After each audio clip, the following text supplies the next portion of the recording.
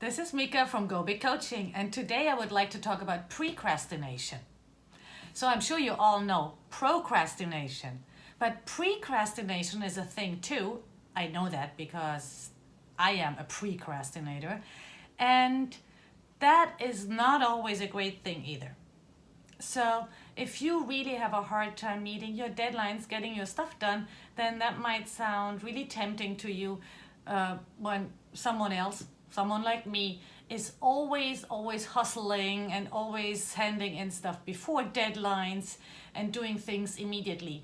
Sounds tempting, but it definitely has its downsides. So that's what we are talking about today.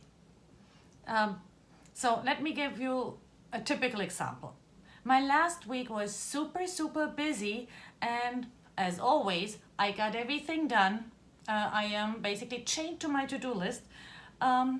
But I had a feeling that I did not give it my all, and there were some things I could have done better.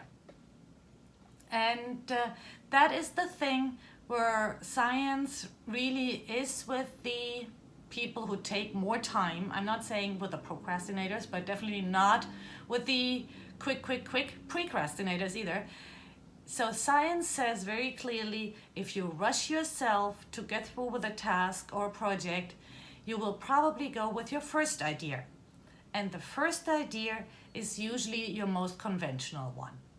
So if you give projects a little more time and wait for a second or third idea to come, chances that those ideas are more creative are very high. So point for the procrastinators, you might do the more creative work. The second example is emails. So emails for me are really a tough issue to tackle because I cannot resist. The moment I hear ping, I'm already reading the email. I am probably responding very quickly, and I waste a lot of time this way. I mean, I do it immediately, but the waste of time here is that, first of all, I probably answer emails that don't even require an answer, just because I do it immediately. I don't give myself the time to think about that. And secondly, I might not give the best answer. So it happens pretty often that I send out my quick answer, and then an hour later, when I go back to emails, I'm like, oh, well, there's something else. And then I write to the same person again. So this is definitely not efficient. And the third example, where precrastination is really not helpful, is that most precrastinators share my obsession with to-do lists and ticking off items on the to-do list. So that leads to a thing like grabbing for the low-hanging fruit first in the morning. So if I have 10 or 12 things on my to-do list for the day and 3 or 4 can be done relatively quickly, instead of doing them last because they are relatively simple, I do them first because suddenly my to-do list only has 6 or 8 points instead of 10 or 12. But this can lead to decision fatigue. So it makes much more sense to start with important and urgent, though it might take longer, and then go to important or urgent.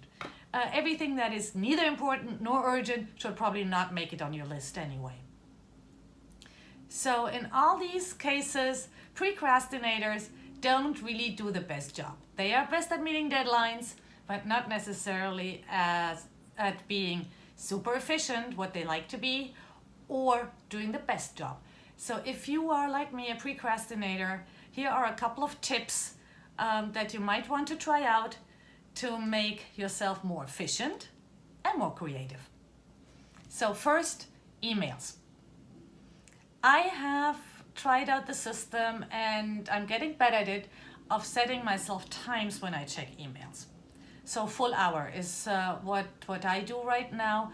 I close my emails during the hour, and at the full hour, I open my email account, and then I read them and answer some.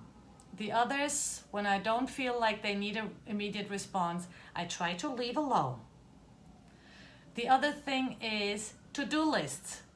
So what I'm trying to do is only put things on the list that I really need to do. That's what I just said, not urgent, not important, should not go on your list. And the second thing with to-do lists is try to put items on the list when they're actually due. So start with your deadline and plan backward. Just because a job came in today and you feel like you can't cut out the hour or two to get started on it, if it is only due in 2 weeks, don't. Try to discipline yourself. I know it's hard, but it's a good try to learn how to really give oneself a little more time.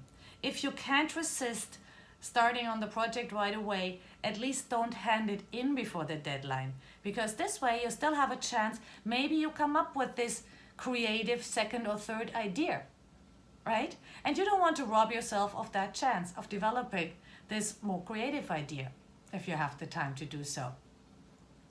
So that's what I've been working on recently, and I have to say I see the first little effects. It's really good.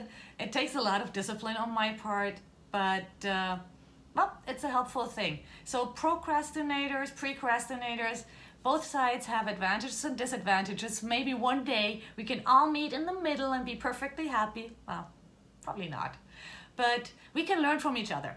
So let's do that. I hope that was helpful. Please, if you like this video, leave me a like, follow me on Instagram or on YouTube, share with your friends. I hope to hear from you in the comments too. And yeah, this was Mika, and I'm here to help you go big.